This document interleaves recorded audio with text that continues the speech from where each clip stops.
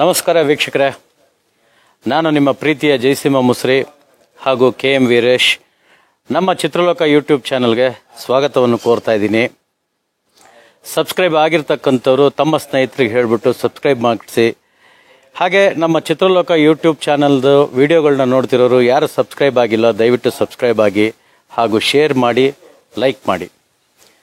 ಇವತ್ತಿನ ದಿವಸ ನಾನು 50 ವರ್ಷಗಳ ಚಿತ್ರರಂಗನ ಕಂಡಂಥ ಕೆಲವು ಅಂದರೆ ಒಂದು ಚಲನಚಿತ್ರ ನಿರ್ಮಾಣ ಮಾಡಬೇಕಾದ್ರೆ ಬೇಸಿಕಲಿ ಹೇಗೆ ಶುರುವಾಗುತ್ತೆ ಅನ್ನೋದ್ರ ಬಗ್ಗೆ ಒಂದಷ್ಟು ವಿವರಣೆಯಾಗಿ ಮಾತಾಡಿ ಕಡೆಗೆ ರಿಲೀಸ್ವರೆಗೂ ಬಂದು ಅದು ರಿಲೀಸ್ ಆದ ಮೇಲೆ ಹೇಗೆ ನಾವು ಶೇರ್ಸ್ ವಸೂಲಿ ಮಾಡ್ತೀವಿ ಇದೆಲ್ಲವೂ ಒಂದು ಡೀಟೇಲ್ಸು. ಅಂದರೆ ಪೋಸ್ಟರ್ ಹಾಕೋದ್ರಿಂದ ಹಿಡಿದು ಹಿಂದಿನ ಕಾಲದಲ್ಲಿ ನಾವು ಪ್ರಿಂಟ್ಸ್ ಹಾಕಬೇಕಾದ್ರೆ ಅದನ್ನು ಯಾವ ರೀತಿ ಶಿಫ್ಟಿಂಗ್ ಮಾಡ್ತಾಯಿದ್ವಿ, ಇವಾಗ ಡಿಜಿಟಲ್ ಬಂದಿದೆ, ಎಲ್ಲವನ್ನು ವಿವರಣೆ ಮಾಡಿ ಮಾತಾಡಬೇಕು ಅಂತ ಹೇಳಿಬಿಟ್ಟು ಇವತ್ತಿನ ದಿವಸ ನಾನು ತಮ್ಮ ಮುಂದೆ ಬಂದಿದ್ದೀನಿ. ಮೊದಲನೇದಾಗಿ ಹೇಳಬೇಕು ಅಂದರೆ ಒಬ್ಬ ನಿರ್ಮಾಪಕ ಅಂದರೆ ನಾನು ಬಹಳ ಹಳೆಯದ್ರಿಂದ ಮಾತಾಡ್ತಾ ಇದ್ದೀನಿ. ಅವಾಗೆಲ್ಲ ಒಂದಷ್ಟು ಜನ ರೆಗ್ಯುಲರ್ ನಿರ್ಮಾಪಕರಿದ್ರು. ಅಂದರೆ ಅವರು ಕಂಟಿನ್ಯೂಸ್ ಆಗಿ ಸಿನಿಮಾಗಳನ್ನ ಮಾಡ್ಕೊಂಡು ಬರ್ತಕ್ಕಂಥ ನಿರ್ಮಾಪಕರಿದ್ದರು. ಅವರೆಲ್ಲ ಹೇಗೆ ಸಿನಿಮಾಗಳನ್ನ ಮಾಡ್ತಾಯಿದ್ರು ಅಂದರೆ ಅವ್ರಿಗೆ ಇಷ್ಟವಾದಂಥ ಒಬ್ಬ ನಿರ್ದೇಶಕನ ಆಯ್ಕೆ ಮಾಡಿಕೊಂಡು ಅವ್ರ ಹತ್ರ ಮಾತಾಡಿ ಅವ್ರಿಗೆ ಬೇಕಾದಂಥ ಅವ್ರದ್ದು ಏನು ಸಂಭಾವನೆ ಇದೆ ಅದನ್ನೆಲ್ಲ ಮಾತಾಡಿ ಒಂದು ಅಡ್ವಾನ್ಸ್ಗಳು ಕೊಟ್ಟು ಹಾಗೆ ಒಬ್ಬ ಚಲನಚಿತ್ರಕ್ಕೆ ಬೇಕಾದಂಥ ವೃತ್ತಿಪರ ಬರಹಗಾರ ಅಂದರೆ ರೈಟರ್, ವೃತ್ತಿಪರ ಬರಹಗಾರರನ್ನ ಇಟ್ಕೊಂಡು ಒಂದು ಕತೆ ಅಂತ ಹೇಳಿ ಶುರು ಮಾಡ್ತಾಯಿದ್ರು. ಅದರಲ್ಲಿ 2 ವಿಧಾನ ಇದೆ ಕತೆ ಮಾಡೋದ್ರಲ್ಲಿ. ಒಂದು ಪರಿಪೂರ್ಣವಾಗಿ ಕತೆನ ಮುಗಿಸಿ ಆ ಕತೆಗೆ ತಕ್ಕಂತೆ ಪಾತ್ರಗಳು ಬರ್ತಕ್ಕಂಥ ವಿಚಾರದಲ್ಲಿ ಎಲ್ಲರೂ ಕೂತು ಚರ್ಚೆ ಮಾಡಿ ಆವಾಗ ಸ್ಟಾರ್ ಕ್ಯಾಸ್ಟ್ನ ಸೆಲೆಕ್ಟ್ ಮಾಡ್ತಾಯಿದ್ರು, ಅಂದರೆ ಪಾತ್ರವರ್ಗನ ಸೆಲೆಕ್ಟ್ ಮಾಡ್ತಾಯಿದ್ರು. ಇನ್ನು ಕೆಲವು ನಿರ್ಮಾಪಕರು ಏನು ಮಾಡ್ತಾಯಿದ್ರು, ಮಾರ್ಕೆಟಲ್ಲಿ ಇರ್ತಕ್ಕಂಥ ಹೀರೋಸ್ನ ಇಟ್ಕೊಂಡು ಮತ್ತು ಒಂದಷ್ಟು ಜನ ಕಲಾವಿದರು, ಸಪೋರ್ಟಿಂಗ್ ಆರ್ಟಿಸ್ಟು, ಹೀರೋಯಿನ್ಸು ಇವ್ರುಗಳನ್ನೆಲ್ಲ ಇಟ್ಕೊಂಡು ನಾನು ಸಿನಿಮಾ ಮಾಡಬೇಕು ಅಂತಿದ್ದೀನಿ, ಇವ್ರಿಗೆ ಮೆಚ್ಚೋ ಅಂಥದ್ದು ಒಂದು ಕತೆ ಮಾಡಬೇಕು ಅಂತ ಹೇಳ್ಬಿಟ್ಟು ಬರ್ತಾ ಇರ್ತಕ್ಕಂಥ ನಿರ್ಮಾಪಕರು ಕೂಡ ನಾನು ಕಂಡಿದ್ದೀನಿ. ಇದರಲ್ಲಿ ಏನಾಗುತ್ತೆ, ಈಗ ಒಂದು ಕತೆ ಮಾಡ್ತಾರೆ. ಒಂದು ಕತೆ ಮಾಡಬೇಕಾದ್ರೆ ಅವ್ರಿಗೆ ಏಕಾಂತವಾಗಿ ಒಂದು ಸ್ಥಳ ಬೇಕಾಗುತ್ತೆ. ಕತೆ ಮಾಡಬೇಕಾದ್ರೆ ಒಬ್ಬ ಡೈರೆಕ್ಟ್ರು, ಒಬ್ಬ ಬರಹಗಾರ ಫಸ್ಟು ಇವರು ಒಂದು ಚರ್ಚೆ ಮಾಡ್ಕೊಳ್ತಾರೆ. ಹೇಗೆ ಇದು ನಾನು ನಿಮಗೆ ಯಾವ ರೀತಿ ಎಕ್ಸಾಂಪಲ್ ಇವಾಗ ಹೇಳ್ತೀನಿ ಕೇಳಿ. ಈಗ ಶಂಕರ್ ಗುರು ಅಂತ ಡಾಕ್ಟರ್ ರಾಜ್ಕುಮಾರ್ ಅವ್ರದ್ದು ಒಂದು ಹಿಟ್ ಆದಂಥ ಸಿನಿಮಾದ್ದು ಒಂದು ಕತೆ ಅನ್ನೋದು ಅಲ್ಲಿಂದ ನಾನು ಪ್ರಾರಂಭ ಮಾಡ್ತೇನೆ. ಅಂದರೆ ನಾನು ಆ ಪಿಕ್ಚರ್ನ ಕಂಪೇರ್ ಮಾಡ್ತಾ ಇಲ್ಲ, ಕತೆ ಹೇಗೆ ಮಾಡ್ತಾರೆ ಅಂತ ಯಾರಿಗೂ ನಾನು ಕಂಪ್ಯಾರಿಸನ್ ಮಾಡ್ತಾ ಇಲ್ಲ. ಕತೆನಲ್ಲಿ ಏನಾಗುತ್ತೆ, 3 ಪಾತ್ರ ಇರುತ್ತೆ. ಆ 3 ಪಾತ್ರದಲ್ಲಿ ಅಪ್ಪನಿಗೆ ಇಬ್ಬರು ಮಕ್ಕಳು, ಈ ಪಾತ್ರನ ಯಾರು ಮಾಡಿದ್ರೆ ಚೆನ್ನಾಗಿರುತ್ತೆ, ಹೀಗೆ ಒಂದು ಸ್ಟೋರಿ ಲೈನ್ ಡೆವಲಪ್ ಮಾಡ್ಕೊಳ್ತಾರೆ. ಒಂದು ಸ್ಟೋರಿ ಲೈನ್ ಬಿಗಿನಿಂಗು ಅಪ್ಪನಿಗೆ ಈ ರೀತಿ ತೊಂದರೆ ಆಗುತ್ತೆ, ಮುಂದಕ್ಕೆ ಒಂದು ದಿವಸ ಮಕ್ಕಳು ದೊಡ್ಡವರಾದ್ಮೇಲೆ ಅವ್ರ ಮೇಲೆ ರಿವೆಂಜ್ ತೀರಿಸ್ಕೊಳ್ತಾರೆ ಅಂತ ಒಂದು ಸಣ್ಣ ಎಳೆನ ಅಂದ್ಕೊಂಡಾಗ ಅದಕ್ಕೆ ಒಂದು ಸ್ಟೋರಿ ಲೈನ್ ಮಾಡ್ತಾ ಹೋಗ್ತಾ ಇರ್ತಾರೆ. ಹೇಗೆ, ಮೊದಲನೇದಾಗಿ ಆತನಿಗೊಂದು 4 ಜನ ಫ್ರೆಂಡ್ಸ್ ಇರ್ತಾರೆ. ಆತನಿಗೆ 4 ಜನ ಫ್ರೆಂಡ್ಸ್ ಇದ್ದಾಗ ಅವರಲ್ಲಿ 4 ಜನದಲ್ಲಿ ಕೆಟ್ಟವರು, ಈತ ಒಬ್ಬ ಹೀರೋಸ್ ಫಾದರು ಅಥವಾ ಅವನು ಒಳ್ಳೆಯವನು, ಒಂದು ಬಿಸ್ನೆಸ್ ಮ್ಯಾನು, ಇವರೆಲ್ಲ ಸೇರಿ ಒಟ್ಟಿಗೆ ಬಿಸ್ನೆಸ್ ಮಾಡಿದ್ರು. ಏನೋ ಒಂದು ಬಿಸ್ನೆಸ್ ಸಮಸ್ಯೆಗಳಾದಾಗ ಆತನ ಮೇಲೆ ಒಂದು ಕೊಲೆ ಆರೋಪ. ಇದು ನಾನು ನಿಮ್ಗೆ ಶಂಕರ್ ಗುರುದನ್ನೇ ನಾನು ಸ್ಟೋರಿ ಹೇಳ್ತೀನಿ. ಕೊಲೆ ಆರೋಪ ಹೊರಿಸ್ತಾರೆ. ಆ ಕೊಲೆ ಆರೋಪನ ತಪ್ಪಿಸ್ಕೊಳ್ಳೋಕ್ಕೆ ತಾನು ತನ್ನ ಗರ್ಭಿಣಿ ಹೆಂಗಸನ್ನ ಬಿಟ್ಟು ಬೇರೆ ಒಂದು ರಾಜ್ಯಕ್ಕೆ ಹೋಗಿ ಬದುಕ್ತಿರ್ತಾರೆ. ಇದು ಯಾರಿಗೂ ಗೊತ್ತಿರಲ್ಲ. ಆ ಗರ್ಭಿಣಿ ಹೆಂಗಸಿಗೆ 2 ಅವಳಿ ಜವಳಿ ಮಕ್ಕಳಾಗುತ್ತೆ. ಆ ಅವಳಿ ಜವಳಿ ಮಕ್ಕಳಲ್ಲಿ ಒಬ್ಬರಿಗೆ ಡಾಕ್ಟ್ರು ತಗೊಂಡು ಹೋಗ್ಬಿಟ್ಟು ಯಾರಿಗೋ ಒಬ್ರಿಗೆ ದತ್ತು ಕೊಟ್ಟಿರ್ತಾರೆ. ಇನ್ನೊಂದು ಮಗು ನಿನಗೆ ಹುಟ್ಟಿದ ಒಂದೇ ಮಗು ಅಂತ ಹೇಳ್ಬಿಟ್ಟು ಹೆತ್ತ ತಾಯಿ ಕೈಲ ಕೊಟ್ಟಿರ್ತಾರೆ. ಇದು ಸಾಕ್ತಾ ಇರ್ತಾರೆ. ಆಮೇಲೆ ಎಲ್ಲೋ ಒಂದು ಜಾಗದಲ್ಲಿ ಆ ಟ್ವಿನ್ಸ್ ಇಬ್ರು ಜೊತೆ ಆಗ್ತಾರೆ. ಆ ಟ್ವಿನ್ಸ್ ಜೊತೆ ಆದಮೇಲೆ ಅವ್ರಿಗೆ ಒರಿಜಿನಲ್ ಸನ್ನಿವೇಶಗಳು ಏನು ಎತ್ತ ಅನ್ನೋದೆಲ್ಲ ಗೊತ್ತಾಗುತ್ತೆ. ತಂದೆನ ಮೀಟ್ ಮಾಡ್ತಾರೆ. ತಂದೆನ ಮೀಟ್ ಮಾಡಿದ್ಮೇಲೆ ಆ್ಯಸ್ ಯೂಶುವಲ್ ಕ್ಲೈಮ್ಯಾಕ್ಸಲ್ಲಿ ವಿಲನ್ಗಳನ್ನೆಲ್ಲ ಹೊಡೆದು ತಂದೆಗೆ ತಾನು ಕೊಲೆಗಾರ ಅಲ್ಲ ಅನ್ನೋದು ಒಂದು ಪ್ರೂವ್ ಮಾಡ್ತಕ್ಕಂಥ ಒಂದು ಕಾನ್ಸೆಪ್ಟ್. ಇದನ್ನು ಒಂದು ಎಳೆ ಮಾಡ್ಕೊಳ್ತಾರೆ. ಈ ಎಳೆ ಮಾಡ್ಕೊಂಡ ಮೇಲೆ ಇದಕ್ಕೆ ಸ್ಕ್ರೀನ್ ಪ್ಲೇ ಅನ್ನೋದು ಒಂದು ಸ್ಟಾರ್ಟ್ ಆಗ್ತದೆ. ಈ ಸ್ಕ್ರೀನ್ ಪ್ಲೇ ಹೇಗೆ ಅಂದರೆ, ಮೊದಲನೇದಾಗಿ ಒಂದು ಸನ್ರೈಸ್ ಶಾಟ್ ಅಂತ ಬರೆದಿರ್ತಾರೆ. ಅದು ಒಂದು ಸೀನ್ ಥರ ಲೆಕ್ಕ. ಅದಾದ ಮೇಲೆ ಹೀರೋ ಮನೆ ಒಳಗಡೆ ಬರ್ತಾನೆ, ಅದು ಒಂದು ಸಣ್ಣ ಸೀನ್ ಲೆಕ್ಕದಲ್ಲಿ ಬರ್ಕೊಳ್ತೀವಿ ನಾವು. ಒಳಗೆ ಬಂದ ಮೇಲೆ ಏನು ಸನ್ನಿವೇಶ ಬರುತ್ತೆ ಅದಕ್ಕೊಂದಷ್ಟು ಎಲ್ಲ ವಿವರಣೆಗಳನ್ನ ಬರ್ಕೋತೀವಿ. ಒಳಗೆ ಬಂದ ಮೇಲೆ ಹೆಂಡತಿ ಹತ್ರ ಮಾತಾಡ್ತಾನೆ, ಹೆಂಡತಿ ಹತ್ರ ಮಾತಾಡಿದ್ಮೇಲೆ ತಾನು ಮಾಡಿ ಮೇಲೆ ಹೋಗ್ತಾನೆ, ಎಲ್ಲವೂ ವಿವರಣೆ ಬರ್ಕೊಂಡ ಮೇಲೆ ಒಂದು ಸ್ಕ್ರೀನ್ ಪ್ಲೇ ರೆಡಿ ಆದ ಮೇಲೆ, ಈ ಸ್ಕ್ರೀನ್ ಪ್ಲೇ ರೆಡಿ ಆದ ಮೇಲೆ ಬರಹಗಾರ ಏನು ಮಾಡ್ತಾನೆ, ಆಗ ನಾವು ಏನು ಆಯ್ಕೆ ಮಾಡಿರ್ತಾರಲ್ಲ ನಿರ್ಮಾಪಕರು, ಡೈಲಾಗ್ ರೈಟರ್ ಅಂತ ಹೇಳ್ಬಿಟ್ಟು ಆತನಿಗೆ ಈ ಕತೆ ಕೊಡ್ತಾರೆ. ನೋಡಪ್ಪ, ನಾನು ಹೀಗೀಗ ಅನ್ಕೊಂಡಿದ್ದೀನಿ, ಹೀಗೀಗಿದೆ, ಈ ಸ್ಟೋರಿನಲ್ಲಿ ಹಿಂಗೆ ಬರ್ತದೆ, ಈ ಥರ ಸನ್ನಿವೇಶಗಳು ಬರ್ತವೆ, ಇದಕ್ಕೆ ನೀನು ಡೈಲಾಗ್ ಬರ್ಕೊಡ್ಬೇಕು ಅಂತ ಹೇಳ್ಬಿಟ್ಟು ಒಬ್ಬ ಡೈಲಾಗ್ ರೈಟರ್ಗೆ ಈ ಕತೆನ ಕೊಡ್ತಾರೆ. ಅವ್ರು ಏನು ಮಾಡ್ತಾರೆ, ಡೈಲಾಗ್ ರೈಟ್ರು 10 ದಿವಸ, 15 ದಿವಸ, 20 ದಿವಸ, 1 ತಿಂಗಳು ಏನೋ ಒಂದು ಟೈಮ್ ಇಟ್ಕೊಂಡು ಆ ಸನ್ನಿವೇಶಕ್ಕೆ ತಕ್ಕಂತೆ ಎಲ್ಲದಕ್ಕೂ ಹೀರೋದು ಒಂದು ಡೈಲಾಗು, ಹೀರೋಯಿನ್ದು ಒಂದು ಡೈಲಾಗು, ವಿಲ್ಲನ್ದು ಒಂದು ಡೈಲಾಗು, ಈ ರೀತಿ ಎಲ್ಲ ಬರ್ಕೊಂಬಂದು ಒಬ್ಬ ಡೈರೆಕ್ಟರು, ನಿರ್ಮಾಪಕರು ಮತ್ತು ಮೂಲ ಬರಹಗಾರನಿಗೆ ಈ ಡೈಲಾಗ್ ರೀಡಿಂಗ್ ಕೊಟ್ಟಾಗ ಅಲ್ಲಿ ಏನು ಚೇಂಜ್ ಓವರ್ಸ್ ಬೇಕಾಗುತ್ತೆ ಎಲ್ಲ ಪ್ರಿಪ್ರೇಷನ್ನು ಆಗುತ್ತೆ.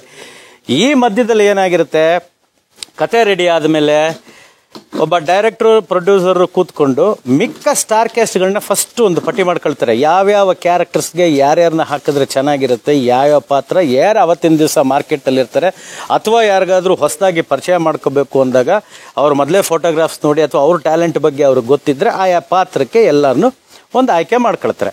ಇದೆಲ್ಲ ಆಯ್ಕೆ ಆದಮೇಲೆ ಏನಾಗುತ್ತೆ, ಒಬ್ಬ ಪ್ರೊಡಕ್ಷನ್ ಮ್ಯಾನೇಜರ್ನ ನಾವು ಫಿಕ್ಸ್ ಮಾಡ್ಕೊಳ್ತೀವಿ. ಅಲ್ಲಿಂದ ನಿರ್ಮಾಪಕನಿಗೆ ದುಡ್ಡು ಹೋಗೋದಕ್ಕೆ ಶುರುವಾಗ್ತದೆ. ಈ ಪ್ರೊಡಕ್ಷನ್ ಮ್ಯಾನೇಜರ್ ಬಂದ ಮೇಲೆ ಅವನಿಗೆ ಕೈನಲ್ಲಿ ಒಂದು ಜವಾಬ್ದಾರಿ ಕೊಡ್ತೀವಿ. ಏನು, ಒಂದು ಪ್ರೋಗ್ರಾಮ್ ಚಾಕೌಟ್ ಮಾಡ್ತೀವಿ. ಮೊದಲನೇ ದಿವಸ ಮುಹೂರ್ತದ ದಿವಸ ಇಂಥ ಜಾಗದಲ್ಲಿ ನಾವು ಮುಹೂರ್ತ ಮಾಡ್ತೀವಿ. ಮುಹೂರ್ತ ಆದಮೇಲೆ ಈ ರೀತಿ ಲೊಕೇಶನ್ಸ್ ಇರ್ತದೆ, ಈ ಲೊಕೇಶನ್ಸ್ಗೆ ಇಂತಿಂಥ ಆರ್ಟಿಸ್ಟ್ಗಳಿರ್ತಾರೆ, ಇಂತಿಂಥ ನಮಗೆ ವಸ್ತುಗಳು ಬೇಕಾಗುತ್ತೆ ಅಂತ ಎಲ್ಲ ಇದು ಮಾಡಿದಾಗ ಅವನೊಂದು ಲಿಸ್ಟ್ ಕೊಡ್ತಾನೆ. ಸರ್, ಇಂಥ ಆರ್ಟ್ ಡೈರೆಕ್ಟರ್ನ ಹಾಕೋಣ, ನಿಮ್ಗೆ ಒಪ್ಪಿಗೆ ಇದೆಯಾ, ಇಂಥ ಎಡಿಟರ್ಗಳನ್ನ ಹಾಕೋಬೋದು, ನಿಮ್ಗೆ ಒಪ್ಪಿಗೆ ಇದೆಯಾ, ಅಥವಾ ಡೈರೆಕ್ಟರ್ಗಳೇ ಕೆಲವ್ರು ಏನಾಗಿರುತ್ತೆ ಪರ್ಮನೆಂಟಾಗಿ ಅವರೇ ಎಡಿಟರ್ಗಳನ್ನ ಇಟ್ಕೊಂಡು ಒಂದಷ್ಟು ಸಿನಿಮಾಗಳನ್ನ ಮಾಡ್ತಿರ್ತಾರೆ. ಅವ್ರಿಗೆ ಮ್ಯಾಚ್ ಆಗ್ತಾ ಇರುತ್ತೆ. ಯಾಕೆಂದರೆ ಇವ್ರು ಏನು ಶಾರ್ಟ್ ತೆಕ್ಕೊಂಬಂದಿರ್ತಾರೆ, ಒಬ್ಬ ಡೈರೆಕ್ಟರ್ ಆದವನು, ಡೈರೆಕ್ಟರ್ ಹೋಗಲಿಲ್ಲ ಅಂದರು ಆ ಸ್ಕ್ರಿಪ್ಟಲ್ಲಿ ಇದು ಓಕೆ, ಇದು ನಾನು ಓಕೆ ಅಂತೆಲ್ಲ ಏನು ಬರ್ಕೊಂಡಿರ್ತಲ್ಲ ಅದಷ್ಟು ಇಟ್ಕೊಂಡೆ ಎಡಿಟ್ರು ಒಂದು ಲೈನ್ ಪಿಕ್ಚರ್ನ ಎಡಿಟ್ ಮಾಡಿ ಕೊಟ್ಬಿಟ್ಟಿರ್ತಾನೆ. ಅದಾದಮೇಲೆ ಟ್ರಿಮ್ಮಿಂಗು ಅವೆಲ್ಲ ಅದು ಮುಂದಕ್ಕೆ ಹೋಗ್ತಾ ಹೇಳ್ತಾ ಇರ್ತೀನಿ. ಈ ಪ್ರೊಡಕ್ಷನ್ ಮ್ಯಾನೇಜರ್ ಬಂದ ಮೇಲೆ ಅವನೊಂದಷ್ಟು ಪಟ್ಟಿ ಮಾಡ್ತಾನೆ. ಇವ್ರು ಕೊಟ್ಟಂಥ ಸ್ಟಾರ್ ಕ್ಯಾಸ್ಟ್ಗಳಿಗೆ ಅದು ಏನಿದೆ ಫೋನ್ ನಂಬರ್ಸು ಅವ್ರಿಗೆಲ್ಲ ಕಾಂಟ್ಯಾಕ್ಟ್ ಮಾಡೋದು ಅವು ಇವು ಎಲ್ಲ ಆ ಪ್ರೊಡಕ್ಷನ್ ಮ್ಯಾನೇಜರ್ ಕೆಲಸ ಆಗುತ್ತೆ. ಆತ ಎಲ್ಲವೂ ಒಂದು ವ್ಯವಸ್ಥಿತವಾಗಿ ಇದನ್ನು ಮಾಡಿದಾಗ ಪ್ರೊಡ್ಯೂಸರು ಮತ್ತು ಒಬ್ಬ ಪ್ರೊಡಕ್ಷನ್ ಮ್ಯಾನೇಜರು ಕೂತ್ಕೊಂಡು ಒಂದು ಬಜೆಟ್ ಫಾರ್ಮೇಷನ್ ಮಾಡಬೇಕಾಗ್ತದೆ. ಈ ಸಿನಿಮಾಗೆ ಏನು ಬಜೆಟ್ ನಮಗೆ ತಗಲ್ತದೆ, ಶೂಟಿಂಗಿಗೆ ಎಷ್ಟು ಬೇಕಾಗುತ್ತೆ, ಡಬ್ಬಿಂಗಿಗೆ ಎಷ್ಟು ಬೇಕಾಗುತ್ತೆ, ಸಾಂಗ್ ರೆಕಾರ್ಡಿಂಗಿಗೆ ಎಷ್ಟು ಬೇಕಾಗುತ್ತೆ, ಎಡಿಟಿಂಗ್ ಪೋರ್ಷನ್ಗೆ ಬಂದಾಗ ಎಷ್ಟು ಬೇಕಾಗುತ್ತೆ, ರಿಕಾರ್ಡಿಂಗ್ ಮಾಡಿದಾಗ ಎಷ್ಟು ಬೇಕಾಗ್ತದೆ, ಇದೆಲ್ಲ ಒಂದು ವರ್ಗಕ್ಕೆ ಒಂದು ಬಜೆಟ್ನ ನಾವು ಪಟ್ಟಿ ಮಾಡ್ಕೊಳ್ತಾ ಹೋಗ್ತಾ ಇರ್ತದೆ. ಹೀಗೆ ನಡಿಬೇಕಾದ್ರೆ ಮೊದಲನೇದಾಗಿ ಒಬ್ಬ ನಿರ್ಮಾಪಕ ಒಂದು ಮುಹೂರ್ತ ಅಂತ ಮಾಡದೆ ಸಾಂಗ್ ರೆಕಾರ್ಡಿಂಗಿಂದ, ನಾನು ಹೇಳ್ತಿರೋದು ಇದೆಲ್ಲ ಅರ್ಲಿ 70s ನಾನು ಹೇಳ್ತಾ ಇದ್ದೀನಿ ಕೇಳಿ.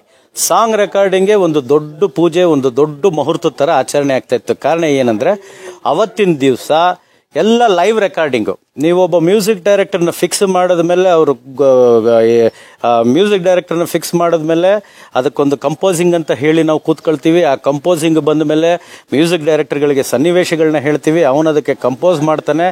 ಆ ಕಂಪೋಸ್ ಮಾಡಿದ ಮೇಲೆ ಈ ಸಾಂಗ್ನ ಯಾರ ಕೈನಲ್ಲಿ ನಾವು ಬರ್ಸ್ಬೇಕು, ಈ ಸಾಂಗ್ನ ಯಾರ ಕೈಲಿ ಬರ್ಸ್ಬೇಕು, ಅಥವಾ ಎಲ್ಲ ಸಾಂಗು ಒಬ್ಬನೇ ಲಿರಿಕ್ ರೈಟರ್ ಬರೀತಾನ, ಇದೆಲ್ಲ ನಿರ್ಮಾಪಕರು, ಒಬ್ಬ ನಿರ್ದೇಶಕರು ಮತ್ತು ಆ ಕತೆಗೆ ತಕ್ಕಂತೆ ಎಲ್ಲ ಚರ್ಚೆ ಮಾಡಿದ್ಮೇಲೆ ಲಿರಿಕ್ ಎಲ್ಲ ರೆಡಿ ಆಗುತ್ತೆ.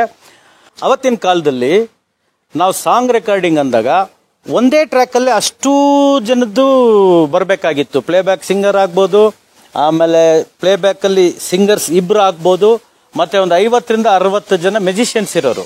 ತಬಲಾ ನುಡ್ಸೋರು ಆಗ್ಬೋದು, ವೈಲಿನ್ ಬಾರ್ಸೋರು ಆಗ್ಬೋದು, ಸಿಂಥೆಸೈಸರ್ ನುಡ್ಸೋರು ಆಗ್ಬೋದು, ಏನೇನು ಒಬ್ಬ ಮ್ಯೂಸಿಕ್ ಡೈರೆಕ್ಟರ್ ಆ ಸಾಂಗ್ಗೆ ಆಯ್ಕೆ ಮಾಡ್ಕೊಂಡಿರ್ತಾನೆ ಅದಷ್ಟು ಇನ್ಸ್ಟ್ರೂಮೆಂಟ್ಸು ಒಂದು ಹಾಲಲ್ಲಿ ಎಲ್ಲರಿಗೂ ಒಂದಷ್ಟು ಇಂಡಿವಿಜುವಲ್ ಮೈಕ್ಸ್ ಕೊಟ್ಬಿಟ್ಟು, ಮತ್ತು ಏನು ಸಿಂಗರ್ಸ್ ಇರ್ತಾರೆ, ಡ್ಯೂಯೆಟ್ ಆದರೆ ಇಬ್ರು ಇರ್ತಾರೆ, ಮೇಲ್ ಆ್ಯಂಡ್ ಫೀಮೇಲ್, ಅಥವಾ ಡ್ಯೂಯೆಟಲ್ಲಿ ಮೇಲೆ ಇಬ್ಬರು ವಾಯ್ಸ್ ಇರ್ತಕ್ಕಂಥದ್ದು ಎಲ್ಲ ಇರ್ತದಲ್ವ. ಹಾಡ್ಬೇಕಾದ್ರೆ ಎಲ್ಲ ಒಟ್ಟಿಗೆ ಹಾಡ್ಕೊಂಡು, ನೀವೇನು ಸಾಮಾನ್ಯವಾಗಿ ಈ ಆರ್ಕೆಸ್ಟ್ರಾಸ್ ನೋಡ್ತಿರಲ್ಲ ಅದೇ ಥರ ಸಾಂಗ್ ರೆಕಾರ್ಡಿಂಗ್ ನಡೀತಾ ಇದ್ದಂಥ ಕಾಲ ಅವಾಗ. ಅಂದರೆ ಅವತ್ತಿನ ಕಾಲದಲ್ಲಿ ನಾನು ಹೇಳಬೇಕು ಅಂದರೆ ಸೌಂಡ್ ಇಂಜಿನಿಯರ್ಸ್ ಎಷ್ಟು ವ್ಯಾಲ್ಯೂಬಲ್ ಇತ್ತು ಅನ್ನೋದಕ್ಕೆ, ಅವತ್ತಿಗೆ ಇವತ್ತಿನ ಥರ ನಮಗೆ ಟ್ರ್ಯಾಕ್ ಬೈ ಟ್ರ್ಯಾಕ್ ಮಿಕ್ಸಿಂಗು ಹೆಂಗೆ ಕೇಳ್ತೀವೋ ಹಂಗೆ ಅದೆಲ್ಲ ಏನೂ ಇರಲಿಲ್ಲ. ಅವತ್ತು ಅವರ ಒಂದು ಜಡ್ಜ್ಮೆಂಟು, ತಬಲಾ ಇಷ್ಟೇ ಸೌಂಡಲ್ಲಿ ವೇರಿ ಬರಬೇಕು, ಹಾಡೋನ್ ಈ ವೇರಿನಲ್ಲೇ ಬರಬೇಕು, ಸಿಂಥೆಸೈಸರ್ ನುಡ್ಸೋನ್ ಇಷ್ಟರಲ್ಲೇ ವೇರಿನಲ್ಲಿ ಬರಬೇಕು, ಎಲ್ಲ ಮಾರ್ಕ್ ಮಾಡ್ಕೊಂಡಿರೋರು ಅವ್ರ ಪಾಪ. ಈ ಮಧ್ಯದಲ್ಲಿ ಒಬ್ಬ ಕಂಪೋಸರ್ ಇರೋನು, ಮ್ಯೂಸಿಕ್ ಡೈರೆಕ್ಟರ್ ಜೊತೆಗೆ ಆತನ ಅಸಿಸ್ಟೆಂಟು.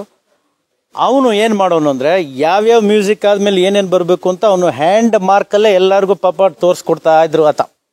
ಆವಾಗ ಸಾಂಗ್ ರೆಕಾರ್ಡಿಂಗ್ ಆಗ್ತಿತ್ತು. ಇಷ್ಟು ನೋಟ್ ಆದಮೇಲೆ, ಇಷ್ಟು ಬಾರ್ ಆದಮೇಲೆ, ಇಷ್ಟು ಸೆಕ್ಷನ್ಸ್ ಆದಮೇಲೆ ಅವ್ನು ಹಾಡಬೇಕು. ಅವ್ನು ಹಾಡು ನಿಲ್ಸಿದ ತಕ್ಷಣ ಈ ಒಂದು ಸಿತಾರ್ ಬರಬೇಕು. ಆ ಸಿತಾರ್ ಆಗ್ತಿದ್ದಂಗೆ ಇಲ್ಲಿ ಕೀಬೋರ್ಡ್ ಪ್ರಾರಂಭ ಆಗಬೇಕು. ಈ ಕೀಬೋರ್ಡ್ ಆಗ್ತಿದ್ದಂಗೆ ಇಲ್ಲಿ ತಬಲಾ ರಿದಮ್ ಸ್ಟಾರ್ಟ್ ಆಗ್ತಿದ್ದಂಗೆ ಸಿಂಗರ್ಗೆ ಇದನ್ನ ಕೊಡೋರು. ಅವಾಗ ಆ ಸಿಂಗರ್ ಅದನ್ನ ಟೇಕ್ ಆಫ್ ಆಗೋರು. ಇದಿಷ್ಟು ಆದಮೇಲೆ ಅವರು ಕೇಳಿಸೋರು, ನಿಮಗೆ ಆ ಥಿಯೇಟರ್ನೊಳಗೆ ಕೇಳಿಸೋರು. ಫೀಲ್ ನಮ್ಗೆ ಹೆಂಗೆ ಬರ್ತಿತ್ತು ಅಂದರೆ, ನಾವು ಸಿನಿಮಾ ಥಿಯೇಟ್ರಲ್ಲಿ ಆಡಿಯನ್ಸ್ ಕೂತ್ಕೊಂಡು ಆ ಸಾಂಗ್ನ ಹೆಂಗೆ ಕೇಳ್ತಾ ಇದ್ವಿ, ಆ ಫೀಲು ಏನಾದರೂ ಸ್ಯಾಟಿಸ್ಫ್ಯಾಕ್ಷನ್ ಆಗಲಿಲ್ಲ ಅಂದರೆ ಅಗೇನ್ ಆ ಸಾಂಗ್ ಅಷ್ಟು ಮತ್ತೆ ರೀಟೇಕ್ ಮಾಡ್ತಾ ಇದ್ವಿ. ಸೊ ಇದು ನಾನು ಸೌಂಡ್ ನೆಗೆಟಿವ್ ಬಗ್ಗೆ ಇದಿಷ್ಟು ನಾನು ಹೇಳಿದ ಕತೆ. ಇನ್ನು ಶೂಟಿಂಗ್ ಹೆಂಗೆ ಅಂದರೆ, ಈಗ ನಾನು ಏನು ನಿಮ್ಗೆ ಶಂಕರ್ ಗುರು ಸ್ಟೋರಿ ಹೇಳಿದ್ನಲ್ಲ ಅದರದ್ದೇ ಹೇಳ್ತೀನಿ. ಆ ಪಿಕ್ಚರ್ ಬಹುಭಾಗ ಸಿನಿಮಾ ಶೂಟಿಂಗ್ ಮಾಡಿದ್ದು ಮಿಚೋಲ್ ಕ್ಯಾಮ್ರಾನಲ್ಲಿ. ಮಿಚೋಲ್ ಕ್ಯಾಮ್ರಾ, ಏರಿಫ್ಲೆಕ್ಸ್ ಕ್ಯಾಮ್ರಾ, 2 ಥರ ಕ್ಯಾಮ್ರಾಸ್ ಯೂಸ್ ಮಾಡ್ತಾ ಇದ್ರು ಸಿನಿಮಾ ಚಿತ್ರರಂಗದಲ್ಲಿ. ಅಂದ್ರೆ ಅರ್ಲಿ 70s ಅಲ್ಲಿ ನಿಮಗೆ ಮ್ಯಾಕ್ಸಿಮಮ್ ಮಿಚೋಲ್ ಕ್ಯಾಮ್ರಾಸ್. ಯಾಕೆಂದ್ರೆ ಅಲ್ಲಿ ಅವತ್ತಿನ ದಿವಸ ಗ್ರಾಫಿಕ್ ಇರಲಿಲ್ಲ, ನಮಗೆ ಕಂಪ್ಯೂಟರ್ ಆಗಲಿ ಮತ್ತೊಂದಾಗ್ಲಿ ಏನೂ ಇರಲಿಲ್ಲ. ಆ ಕ್ಯಾಮ್ರಾನಲ್ಲಿ ಒಂದು ಬೆನಿಫಿಟ್ ಇದ್ದಿದ್ದು ಏನಂದ್ರೆ, ಒಂದು ಸರ್ತಿ ಫ್ರೇಮ್ ಎಷ್ಟು ನಾವು ಎಕ್ಸ್ಪೋಸ್ ಮಾಡಿರ್ತೀವಿ ಆ ಸೇಮ್ ಫ್ರೇಮ್ನ ಹಂಗೆ ರಿವರ್ಸ್ ಅಲ್ಲಿ ಅದೇ ಮಾರ್ಕ್ಗೆ ಬಂದು ಕೂರ್ತಾ ಇತ್ತು. ಅದಕ್ಕೊಂದು ಟೈಮಿಂಗ್ ಫಿಕ್ಸ್ ಮಾಡಿದ್ರೆ ಅದೇ ಮಾರ್ಕ್ಗೆ ಬಂದು ಕೂರ್ತಾ ಇತ್ತು. ಸೊ ಈಗ ಒಂದೇ ಶಾರ್ಟ್ ಅಲ್ಲಿ 2 ಕ್ಯಾರೆಕ್ಟರ್ಸ್ನ ನಾವು ತೋರಿಸ್ಬೇಕು ಅಂದರೆ, ಅಂದ್ರೆ ಅವರಿಬ್ರು ಡೈಲಾಗ್ ಮಾತಾಡ್ಬೇಕಾದ್ರೆ ಒಂದು ಕ್ಯಾರೆಕ್ಟರ್ಗೆ ಒಂದು ಪೋರ್ಷನ್ ಬ್ಲ್ಯಾಕ್ ಪೇಪರ್ನಲ್ಲಿ ಕವರ್ ಮಾಡಿಬಿಡ್ತಾ ಇದ್ವಿ. ಅಂದ್ರೆ ಎಂಟೈರ್ ಲೈಟಿಂಗ್ ಎಲ್ಲ ಆದಮೇಲೆ ಮಾರ್ಕ್ ಕೊಡ್ತಿದ್ವಿ. ಈ ಕ್ಯಾರೆಕ್ಟರ್ ಇಲ್ಲಿ ನಿಂತಿರುತ್ತೆ, ಈ ಕ್ಯಾರೆಕ್ಟರ್ ಇಲ್ಲಿ ನಿಂತಿರುತ್ತೆ ಅಂತ ಲೈಟಿಂಗ್ ಗೀಟಿಂಗ್ ಎಲ್ಲ ಮಾಡಿ ಆದ ಮೇಲೆ ಒಂದು ಮಾರ್ಕ್ ಕೊಡ್ತಾ ಇದ್ವಿ. ಅಂದ್ರೆ ಕ್ಯಾಮ್ರಾ ಮುಂದ್ಗಡೆ ಒಂದು ಸ್ಟ್ಯಾಂಡ್ ಇಟ್ಬಿಟ್ಟು ಒಂದು ಗ್ಲಾಸ್ ಫ್ರೇಮ್ ಮಾರ್ಕ್ ಇಟ್ಟು ಅದಕ್ಕೊಂದು ಬ್ಲ್ಯಾಕ್ ಪೇಪರ್ ಮುಚ್ಚಿಬಿಡ್ತಾ ಇದ್ವಿ. ಸೊ ಈ ಲೆಫ್ಟ್ ಅಲ್ಲಿರೋ ಕ್ಯಾರೆಕ್ಟರ್ ಮಾತಾಡ್ತಾ ಇರ್ಬೇಕಾದ್ರೆ ರೈಟ್ ಅಲ್ಲಿರೋ ಕ್ಯಾರೆಕ್ಟರ್ ಆನ್ಸರ್ ಮಾಡೋದನ್ನೆಲ್ಲ ಒಬ್ಬ ಡೈರೆಕ್ಟ್ರು ಅಥವಾ ಅಸೋಸಿಯೇಟ್ ಡೈರೆಕ್ಟ್ರು ಯಾರೋ ಒಬ್ರು ಅದನ್ನ ಆನ್ಸರ್ ಮಾಡ್ತಾ ಇದ್ರು. ಆ ಒಂದು ಸೈಡ್ ಏನ್ ಬ್ಲ್ಯಾಕ್ ಹಾಕಿರ್ತಿದ್ವಲ್ಲ ಅದು ಎಕ್ಸ್ಪೋಸ್ ಆಗ್ತಾ ಇರ್ಲಿಲ್ಲ, ಆ ಪೀಸ್ ಹಂಗೇ ಇರೋದು. ಈ ಪೀಸ್ ಅಷ್ಟು ಎಕ್ಸ್ಪೋಸ್ ಆಗ್ತಾ ಇತ್ತು. ಸೊ ಇದು ಇಷ್ಟು ಇದನ್ನ ಡೈಲಾಗ್ ಡೆಲಿವರಿ ಮುಗಿದ ಮೇಲೆ ಕ್ಯಾಮ್ರಾ ಕಟ್ ಆದ್ಮೇಲೆ ಯಾವ ಲೆಂತ್ಗೆ ಸ್ಟಾರ್ಟ್ ಮಾಡಿರ್ತಾರಲ್ಲ ಅದಷ್ಟು ರಿವರ್ಸ್ ತಗೊಳ್ಳೋರು. ಸೊ ಈ ಕ್ಯಾರೆಕ್ಟರ್ ಇವಾಗ ಮಾತಾಡಬೇಕು, ಈ ಕ್ಯಾರೆಕ್ಟರ್ ಮಾತಾಡಬೇಕು ಅಂದ್ರೆ ಇಲ್ಲಿ ಏನ್ ಫಸ್ಟ್ ಲೆಫ್ಟ್ ಸೈಡ್ ಇರೋದನ್ನ ಓಪನ್ ಇಟ್ಟು ರೈಟ್ ಸೈಡ್ ಕ್ಲೋಸ್ ಮಾಡಿದ್ರಲ್ಲ ಅದೇ ಸೇಮ್ ಪೇಪರ್ ಆ ಮಾರ್ಕ್ಗೆ ಕರೆಕ್ಟ್ ಆಗಿ ಉಲ್ಟಾ ಶಿಫ್ಟ್ ಮಾಡಿ ಇವಾಗ ಈ ಕಡೆ ಎಕ್ಸ್ಪೋಸ್ ಆಗಲ್ಲ, ಅದಷ್ಟು ಮೊದಲು ಎಕ್ಸ್ಪೋಸ್ ಆಗೋಗಿರುತ್ತೆ. ಈ ಕ್ಯಾರೆಕ್ಟರ್ನ ಎಕ್ಸ್ಪೋಸ್ ಮಾಡೋದಕ್ಕೆ ಈ ಸೈಡ್ ಓಪನ್ ಮಾಡ್ಬಿಟ್ಟು ಆ ಡೈರೆಕ್ಟರ್ ಅಥವಾ ಅಸೋಸಿಯೇಟ್ ಡೈರೆಕ್ಟರ್ ಏನ್ ಡೈಲಾಗ್ ಮಾತಾಡಿದ್ರಲ್ಲ ಅದನ್ನ ಸಿಂಕ್ ಮಾಡಬೇಕಾಗಿತ್ತು. ಇವ್ರು ಪುನಃ ಡೈಲಾಗ್ ಮಾತಾಡ್ತಾ ಇರಲಿಲ್ಲ, ಯಾಕಂದ್ರೆ ಅವ್ರ ಜೊತೆಗೆ ಅವ್ರು ಕಾನ್ವರ್ಸೇಷನ್ ಮಾಡಿರ್ತಾರೆ ಕ್ಯಾಮ್ರಾ ಹಿಂದೆ ಇದ್ದರು. ಅದನ್ನ ನಾವೇನ್ ಮಾಡ್ತಾ ಇದ್ವಿ, ಸೌಂಡನ್ನ ರೆಕಾರ್ಡ್ ಮಾಡ್ತಾ ಇದ್ವಲ್ಲ ಅದನ್ನ ಪ್ಲೇ ಬ್ಯಾಕ್ ಆಗ್ತಾ ಇತ್ತು ಆ ಸೌಂಡ್. ಸೊ ಈ ಕ್ಯಾರೆಕ್ಟರ್ ಮೊದಲು ಮಾತಾಡಿದ್ದು ಪ್ಲೇ ಬ್ಯಾಕ್ ಆಗುತ್ತೆ, ಅವ್ರು ಏನ್ ಕೂತ್ಕೊಂಡು ಮಾತಾಡ್ತಿದ್ರಲ್ಲ ಅದು ಪ್ಲೇ ಬ್ಯಾಕ್ ಅಲ್ಲಿ ಬರ್ತಿರುತ್ತೆ. ಅದಕ್ಕೆ ಇವ್ರು ಲಿಪ್ ಸಿಂಕ್ ಮಾಡಬೇಕು. ಈ ಕ್ಯಾರೆಕ್ಟರ್ ಏನಾದ್ರೂ ಒಂದು ಚೂರು ಲಿಪ್ ಸಿಂಕ್ ವ್ಯತ್ಯಾಸ ಆದ್ರೆ ಎಂಟೈರ್ ಮಾಸ್ಕ್ ಶಾಟ್ ರೀಶೂಟ್ ಮಾಡ್ತಾ ಇದ್ರು, ಅದಷ್ಟು ಏನು ಎಕ್ಸ್ಪೋಸ್ ಆಗ್ತಿತ್ತಲ್ಲ ನೆಗೆಟಿವ್ ಅಷ್ಟು ವೇಸ್ಟ್ ಆಗ್ತಾ ಇತ್ತು. ಸೊ ಇದು ಮಿಚೋಲ್ ಕ್ಯಾಮ್ರಾನ ವೈಶಿಷ್ಟ್ಯ. ಈ ಏರಿಫ್ಲೆಕ್ಸ್ ಕ್ಯಾಮ್ರಾ ಬಂದು ನಾವು ಯಾವಾಗ ಜಾಸ್ತಿ ಔಟ್ಡೋರ್ನಲ್ಲಿ ಶೂಟಿಂಗ್ ಮಾಡಕ್ ಶುರು ಮಾಡಿದ್ವಲ್ಲ ಅದು ಕ್ಯಾರಿ ಈಸಿ. ಆಕ್ಚುಲಿ ಏರಿಫ್ಲೆಕ್ಸ್ ಕ್ಯಾಮ್ರಾ ಬಂದ್ಬಿಟ್ಟು ಒಬ್ಬರೇ ಒಂದು ಸ್ಟ್ಯಾಂಡ್ ಮೇಲೆ ಇಟ್ಕೊಂಡು ಕ್ಯಾರಿ ಮಾಡ್ಕೊಂಡು ಓಡಾಡ್ತಕ್ಕಂಥ ಕ್ಯಾಮ್ರಾ ಅದು. ಸೊ ಅದು ಔಟ್ಡೋರ್ನಲ್ಲಿ ಮಾಡ್ತಾ ಇದ್ವಿ. ನಾನು ಅರ್ಲಿ 60s ಅಲ್ಲಿ ಯಾಕೆ ಮಿಚೋಲ್ ಕ್ಯಾಮ್ರಾ ಜಾಸ್ತಿ ಯೂಸ್ ಮಾಡ್ತಾ ಇದ್ರು ಅಂತ ಹೇಳಿದೆ ಅಂದ್ರೆ, ನಮ್ಗೆ ಅವಾಗ ವಾಯ್ಸ್ನ ರೀಡಬ್ ಮಾಡಬೇಕು ಅನ್ನೋ ಕಾನ್ಸೆಪ್ಟ್ ಸರಿಯಾಗಿ ಯಾರು ಅದನ್ನ ಹೋಗ್ತಾ ಇರಲಿಲ್ಲ. ಅಂದ್ರೆ ಬಂದಿತ್ತು ನನಗೆ ಗೊತ್ತಿಲ್ಲ ಕಾಲಕ್ಕೆ, ಯಾಕಂದ್ರೆ ನನಗೂ ಅದಕ್ಕೂ ತುಂಬಾ ಇದಿರ್ತದೆ, ಗ್ಯಾಪ್ ಇದೆ. ನಾನು ಹೇಳ್ತಿರೋದು 50 ವರ್ಷದಷ್ಟೇ ನನಗೆ ಗೊತ್ತಿರ್ತಕ್ಕ, ಅದಕ್ಕೆ ಮುಂಚಿನ ಕೆಲವಾರು ವಿಚಾರ ತಿಳ್ಕೊಂಡಿರೋದನ್ನ ನಾನು ನಿಮ್ಗೆ ಹೇಳ್ತಾ ಇದ್ದೀನಿ. ಸೊ ಈ ಮಿಚೋಲ್ ಕ್ಯಾಮ್ರಾ ಸೆಟ್ ಒಳಗಡೆ ನಾವು ಶೂಟಿಂಗ್ ಮಾಡ್ಬೇಕಾದ್ರೆ ಏನ್ ಮಾಡ್ತಿದ್ವಿ, ಎಂಟೈರ್ ಸೆಟ್ ಸೈಲೆಂಟ್ ಮಾಡೋರು, ಒಂದು ಬೂಮ್ ಮೈಕ್ ಅಂತ ಬರೋದು, ಅದಕ್ಕೆ ಒಂದು ಟ್ರಾಲಿ, ಆ ಮೈಕು, ಅದಕ್ಕೊಂದು ಹ್ಯಾಂಡು ಎಲ್ಲ ಇರ್ತಿತ್ತು. ಆರ್ಟಿಸ್ಟ್ಗಳು ಎಲ್ಲೆಲ್ಲಿ ಮಾಡ್ತಾರೆ ಆ ಇದನ್ನ ಮೂವ್ಮೆಂಟ್ ಮಾಡ್ಕೊಂಡು ಕ್ಯಾಮ್ರಾಗೆ ಅವಾಯ್ಡ್ ಮಾಡ್ಕೊಂಡು ಹೋಗ್ತಾ ಇದ್ರು. ಅದು ಎಟ್ ಎ ಟೈಮ್ ಎಲ್ಲ ರೆಕಾರ್ಡ್ ಆಗ್ತಾ ಇತ್ತು. ನಮಗೆ ಸಿಂಕ್ ಮಾರ್ಕ್ ಹೆಂಗ್ ಸಿಗ್ತಾ ಇತ್ತು ಅಂದ್ರೆ, ಅವಾಗ ಒಬ್ಬ ಡೈರೆಕ್ಟರ್ಗೆ 3 ರಿಂದ 4 ಜನ ಅಸಿಸ್ಟೆಂಟ್ ಡೈರೆಕ್ಟರ್ಸ್ ಇರೋದು. ಈ ಅಸಿಸ್ಟೆಂಟ್ ಡೈರೆಕ್ಟರ್ಸ್ ಅಲ್ಲಿ ವಿಧಾನಗಳಿದಾವೆ. ಒಬ್ರು ಕೋ ಡೈರೆಕ್ಟರ್, ಅಸೋಸಿಯೇಟ್ ಡೈರೆಕ್ಟರ್ಸ್ ಅಂತ ಕರಿತೀವಿ ಅವ್ರಿಗೆ. ಅವ್ರು ಹೆಂಗೆ ಅಂದ್ರೆ, ಡೈರೆಕ್ಟರ್ ಎಷ್ಟು ಇಂಪಾರ್ಟೆನ್ಸ್ ಇರ್ತಿತ್ತು ಒಬ್ಬ ಕೋ ಡೈರೆಕ್ಟರ್ ಅದನ್ನು ಅಷ್ಟೇ ಇಂಪಾರ್ಟೆಂಟ್ ಇರ್ತಿತ್ತು. ಕಾರಣ ಏನಂದ್ರೆ, ಇಡೀ ಕತೆ ಪ್ರೋಗ್ರಾಮಿಂಗ್ ಪ್ಲಾನಿಂಗ್ ಆಗ್ಲಿ ಪ್ರತಿಯೊಂದು ಆ ಕೋ ಡೈರೆಕ್ಟರ್ಸೇ ಮಾಡ್ತಾ ಇದ್ರು.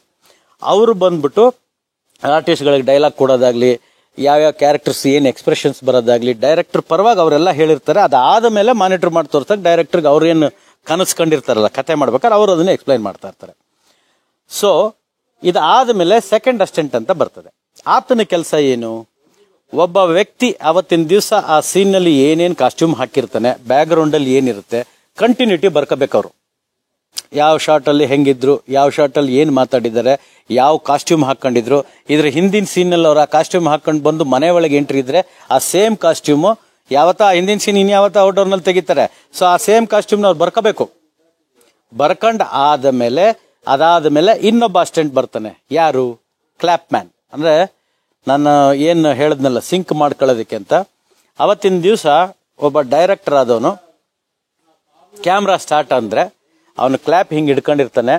ಅವನ ಆ ಶಾರ್ಟ್ ನಂಬರ್ ಇಂದ ಹಿಡಿದು ಎಲ್ಲವೂ ಅನೌನ್ಸ್ ಮಾಡಿ ಕ್ಲಾಪ್ ಪಟ್ ಅಂತ ಹೊಡೆದು ಅವನ ಕ್ಯಾಮ್ರಾಯಿಂದ ಆಚೆ ಹೋದ ಮೇಲೆ ಸೆಕೆಂಡ್ ಆಕ್ಷನ್ ಹೇಳ್ತಿದ್ರು. ಆಕ್ಷನ್ ಅಂತ ಅವಾಗ ಹೇಳೋರು ಆರ್ಟಿಸ್ಟ್ಗಳು ಆಕ್ಟ್ ಮಾಡಕ್ ಸ್ಟಾರ್ಟ್ ಮಾಡೋರು.